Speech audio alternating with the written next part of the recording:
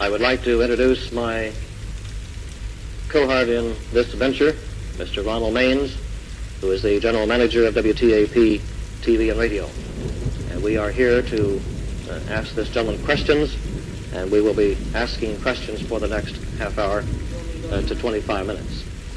Our guest is Mr. Derenberger, route number 2, Mineral Wells, West Virginia.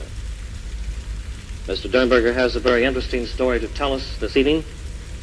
I will give you a thumbnail sketch to begin with. Whether or not you believe in unidentified flying objects or not is not the point. Whether you believe in what you hear or see on this program is not the point. We are here to talk to a man that allegedly did make contact with such an object within the Parkersburg area last evening, November the 2nd, 1966, at approximately 7:25 p.m. The incident allegedly took place on Interstate Highway 77 near the interchange of route number 47. This gentleman is a salesman in the area. He has been a resident of the area for the past 50 years, and he has given us permission to interview him, to show his face, and to call him by name. This in itself takes a lot of initiative and, to be very plain, a lot of know-how. Mr. Derenberger, in your own words, would you please relate what happened last night? Well, I am a salesman, and I drive a truck. And last night, shortly after 7 o'clock, I was coming from Marietta, Ohio, coming down Interstate 77.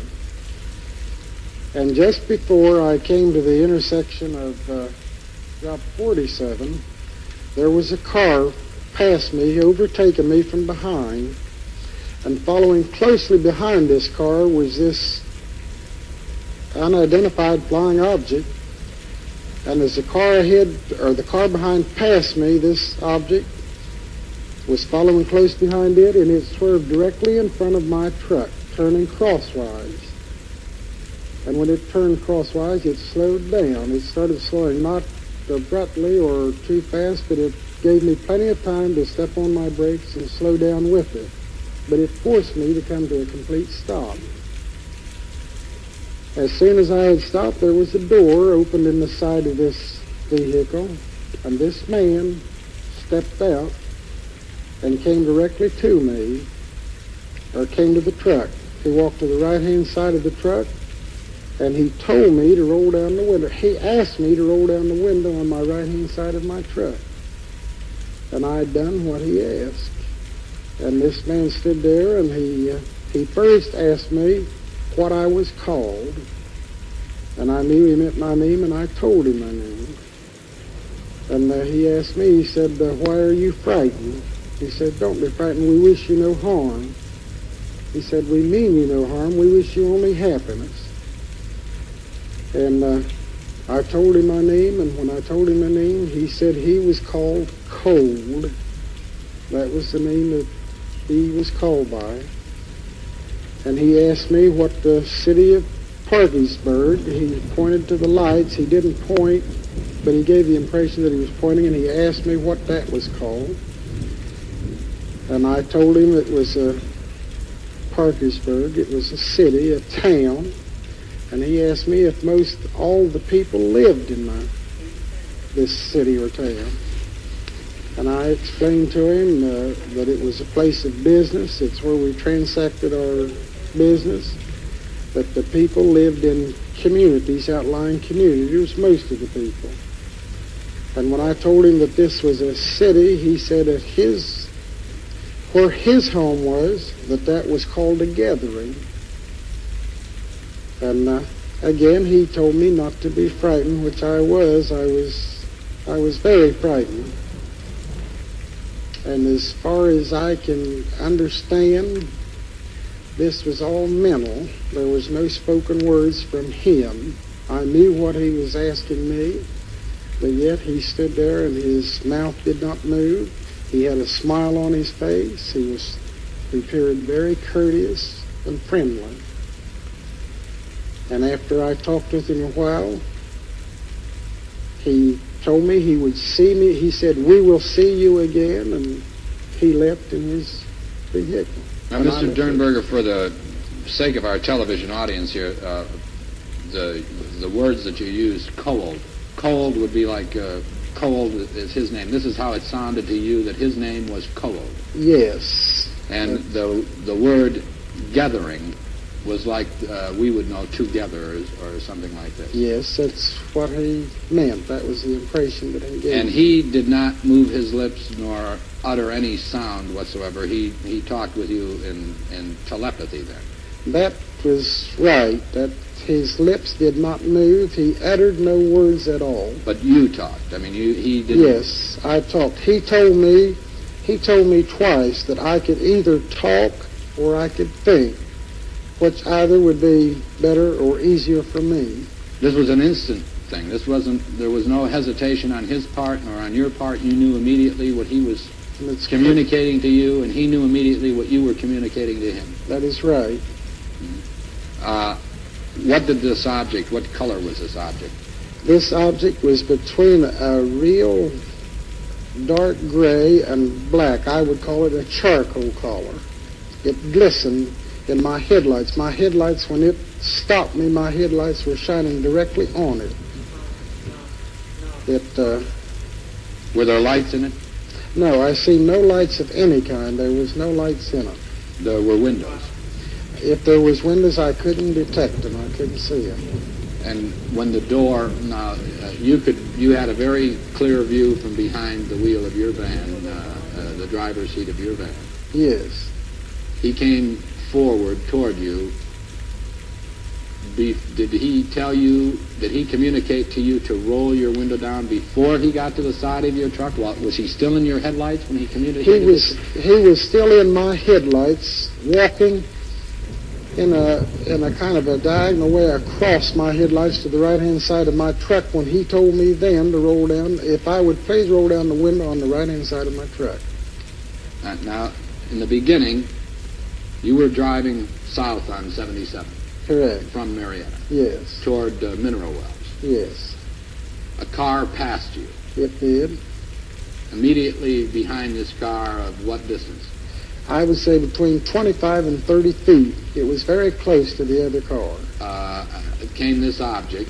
Yes. Hovering how far off the ground would you say? Well, when I first seen it, I seen it out of the corner of my eye, and I first thought it was just another car, and then I knew it wasn't a car almost immediately, and I turned and looked at it. And I would say it was approximately 30 to 35 feet long, and it came directly across past my truck and immediately turned sideways. It was completely crossed the two-lane highway. It completely blocked me. I went partly off of the road onto the berm to try to go around it, but I couldn't get around it. Now, let me ask you something. Then when it came in front of your car, may I have Mr. Derenberger was kind enough to draw us a sketch of what this object appeared to him, and we'll let you see it here.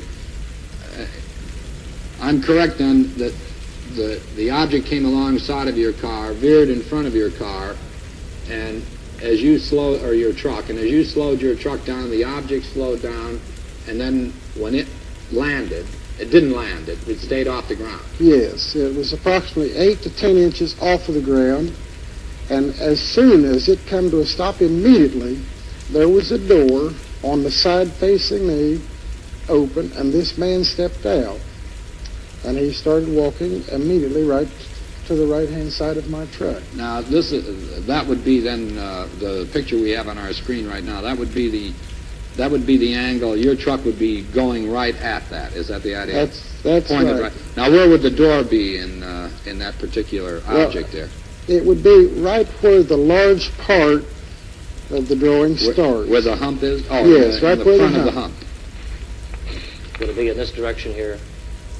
Back toward no, that's too far, Mr. Wilson. Back up front farther. About here? Right there. About in here. Approximately right there. And the door, it resembled just an ordinary automobile door when it opened. All right. Now this, it didn't open from a bottom hinge or a top hinge. It opened from a side hinge. It just opened as the from door the- that we know opens. Yes, it opened from the side. How about, how was this gentleman, how was this person dressed? What Well, type of clothing did he wear? He had a top coat on, and it was zippered down the front. His top, the top two buttons, like my coat here, were open, and this outfit was a shiny material. It was a glassy outfit, like it was metallic, I suppose you would call it. And his shirt was a little bit darker than his jacket. And below his coat, he had on trousers of the same kind of a cloth material. And I believe the trousers were just a shade lighter than his coat. Which would have been a navy blue. The coat would have been a dark blue Yes. coat. What about the texture of his skin, the color of his skin, his eyes, eyebrows, eyelashes, hairline? What were these? What did he look like? He looked perfectly natural and normal as any human being. He had his face looked like he had a good tan, a deep suntan. He was not too dark, but it was just like he had been out in the sun a lot and had a good tan. His hair was combed straight back, and it was a dark brown, and he seemed to have a good thick head of hair, and his eyebrows, his face, his features were very normal.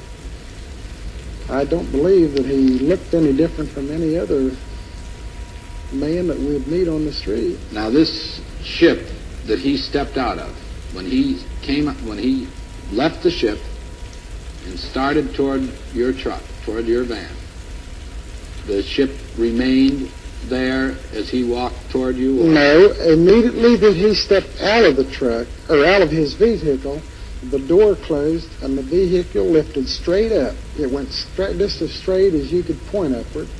And it went up, and I did see it, and occasionally as I was talking to this man, I looked up and it was still there. It was approximately 50 to 75 feet off of the ground, and it stayed there all the time this man was talking to me. Now, when he talked to you, did he turn his head away as I'm turning my head away now, or did he stare right at you, or did what was his movement? He watched me when he was talking to me. He looked at me directly in the face, but as there were several cars and several big trucks passed, and as these big trucks would pass, he would turn his head and glance at the trucks. But there was no... did you look at the object in the air while he was talking with you? Did you glance up at Yes, in fact, I leaned forward and looked kind of out of my windshield, and I could see it. It was still... So then this communication that he had with you would not necessarily depend upon him looking you in the eye or anything like that, then, evidently. No, he did not. In fact, when he first got out of the vehicle, when he told me to roll the window down, it was impossible for him to see my eyes because I was behind my own headlights, and he could not have done it. How old would you say he was? He looked to be approximately 35, 40 years old. He was a very nice-looking man. He was neat. And what specifically did he say to you? What did he say? Hi, it's a nice evening, or what? I mean, why did he stop you? What was his? When he asked me to roll the window down, which I did, I rolled the window down, and he told me, he said, I would like to talk to you.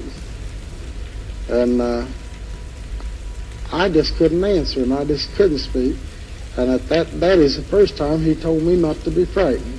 He said he wished me no harm, and he talked a little bit in this vein. He asked me why. He said, why are you frightened of us? He said, we are the same as you. He said, we eat, we breathe, we sleep, we bleed, even as you do.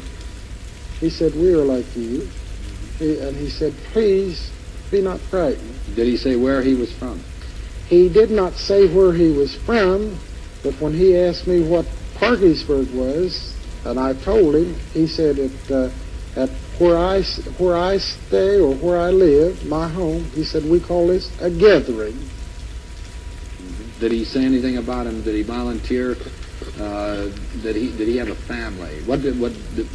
did he ask you what you did for a living, where you worked? No, he asked me. He asked me if I worked for a living. He asked me if I had to work to live, and I explained to him what I was. He even asked me where I lived, and I told him. And I told him that I was a salesman. And he told me that he was a searcher. A searcher? A searcher. But he didn't tell you what he was searching for? No, he didn't. He didn't offer me no information other than this, but 2 or 3 times he did tell me. He said, "Mr. Derenberger, look at me." And he said, "Do not be frightened, look at me." And I believe if I hadn't have been frightened, I believe that if I had have looked to him, I believe that I could have understood a lot more of what he wanted me to than what I actually did. You just have this feeling, you mean? That I have that feeling. I was very nervous. I was very upset after this happened. And after I got home and after I had calmed down, I can look back now and I see where I should have asked him questions, and I believe I have the impression that he would have answered these questions readily. You believe in flying saucers? I have never believed in flying saucers before. I have heard about them a few times. I've even read in the paper about flying objects, but I honestly never did believe in it. Do you believe in them now? I believe in what I seen last night. I don't believe it was a saucer, but I believe it was an alien, some kind of an aircraft or spacecraft or something. Mr. Derenberger, we have a program on radio called The Joe Pine Show, and Mr. Pine interviews extraordinary people in various, that are involved in various occupations and some non-occupational type of businesses. And have you ever heard of Joe Pine? No, I haven't. I don't believe I have. All right. On one of his recent broadcasts, he talked with a man. He interviewed a man who had not only had somewhat similar experience to what you had last evening, but this gentleman went one step further, and he had been taken aboard a spaceship, which, by the way, was described quite similarly to what you described this particular ship. And this ship, with these people who looked like we do and so forth, took him to Venus and took him to Mars and brought him back home again. What would you think of a story like that if somebody told it to you? What would you think of the person telling you that story? Would you believe that now? Would you believe that that could be possible? Now, Mr. Mans, I believe now that could happen. If someone would have told me yesterday before this happened, I would have frankly thought he was a nut. But I honestly believe now that it could happen. I'm surely not going to say it couldn't happen. Now, these men last night, or this man, he gave me no indication that he wanted me on his ship. He didn't ask me to get out of my truck. As I say, he was very friendly and courteous. And you drink? No, I do not drink. You don't drink intoxicating beverages? No, I do not drink any intoxicating beverages at all. I don't believe in drinking, and I just don't. Mm-hmm. But what I saw last night, I know that I saw it. It was no figment of imagination. It was there, and I was there. And now, you said that he also made the statement that we will see you again. When he was getting ready to leave, he stepped back from the truck about one step, and he said, "Mr. Derenberger, we will see you again." He didn't say I, he said we will see you again. And when he got in the truck, or when he got in the vehicle, the door opened as he walked up to the vehicle, and he stepped up into it, and there was another man, or I couldn't describe this man because I could just see his outline, but I did see his arm and hand reach outside and take a hold of the door and pull the door closed.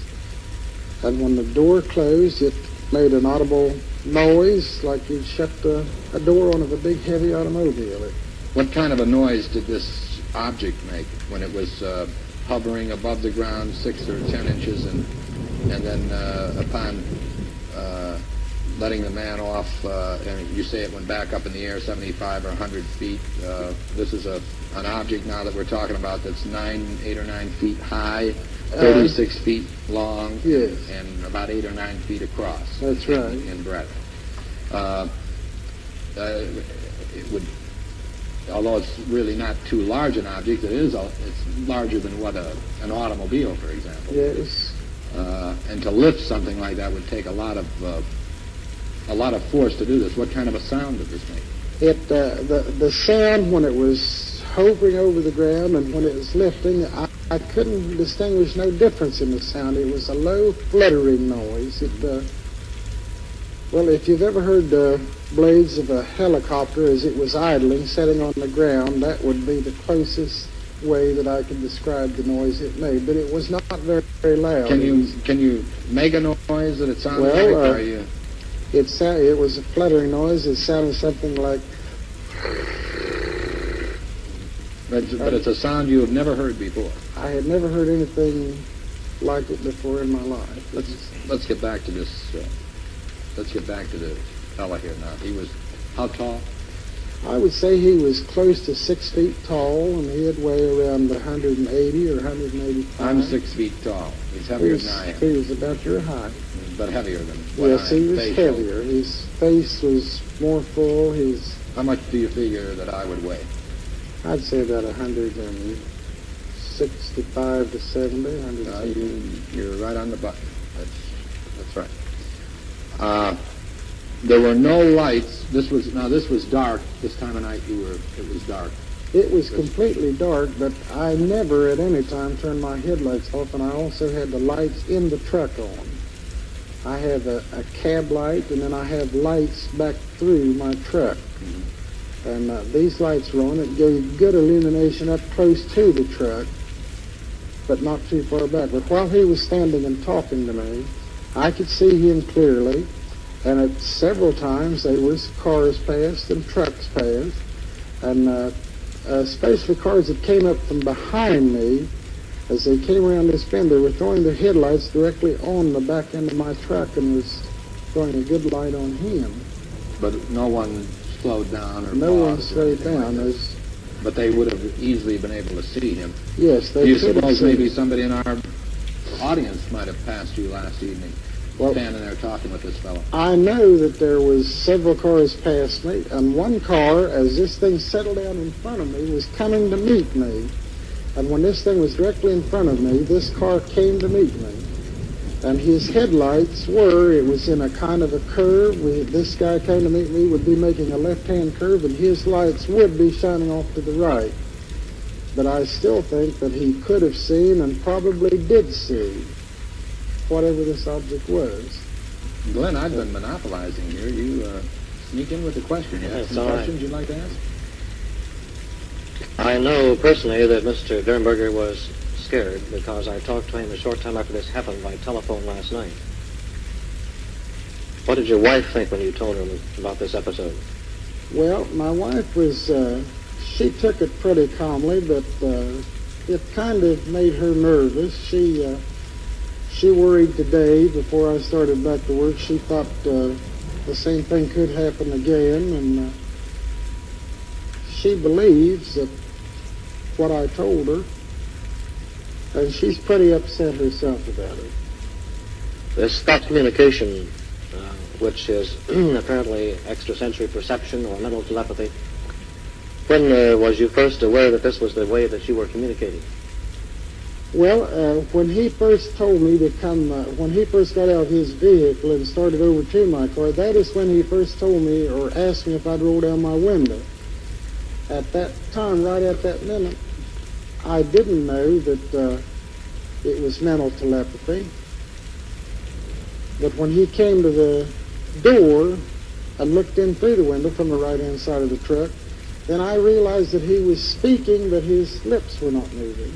Is this the thing that frightened you, that shook you up? This is what that frightened me more than anything I believe that had happened up until that time, even more so than when I actually seen object. And I know that he told me not to be frightened. He was very reassuring in his attitude. He was friendly. He smiled continuously while I talked to him. He kept his arms folded, something like this all the time. His arms were folded completely at all times. Like I said, his hands were hidden. And at the time I talked to him, I didn't think nothing about it. But after I started home, I did wonder why he stood that way. And as I believe one of you gentlemen asked me before about his hands, when this man closed the door, when he got back into the vehicle, I distinctly seen this other man's hand and arm, and his arm looked completely normal in his hand. Now you described the attire of this person more as a suit, such as I'm wearing, than a uniform. Yes, that we know as a uniform.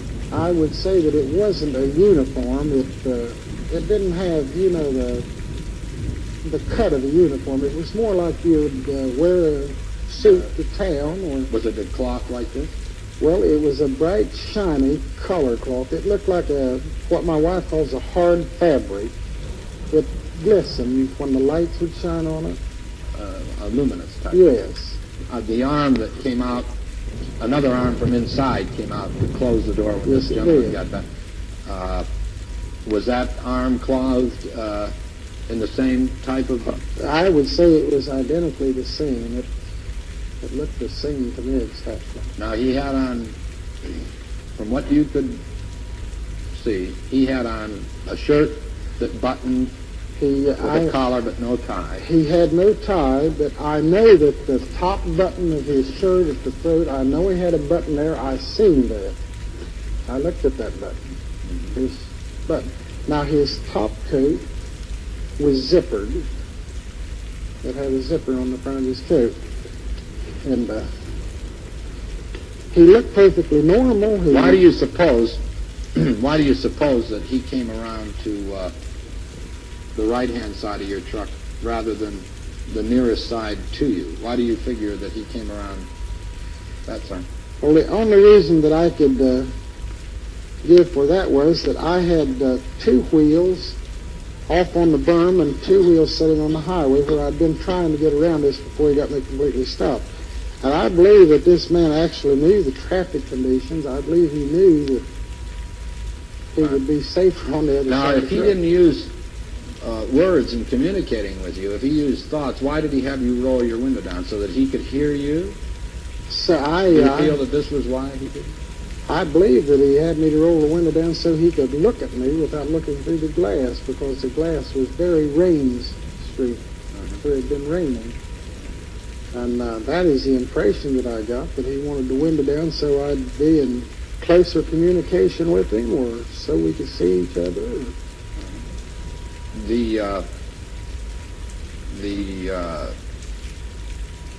time when he left you, when your conversation was ended, how did you know that it was all over? Did he say, did he say anything to the effect that, well, I've got to be going now, I have to go, I know, how did he terminate this conversation? He terminated his conversation very quickly.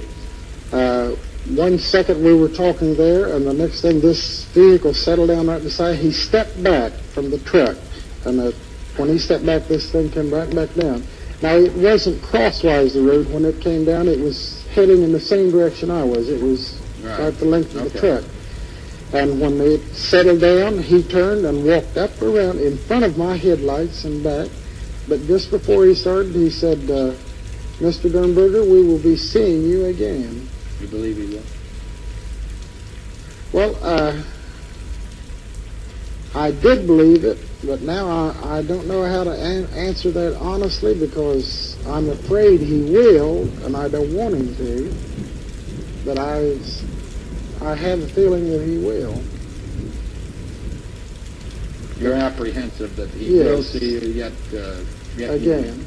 Yet you would probably like the experience again. Well, I Would don't you be more think prepared this time? I don't think that I'd be quite so frightened. I think that I could ask him a few questions. I think I could ask him just about as many as he has asked me now. Well, Mr. Derenberger, because of time, we appreciate you taking the time to come down here with us.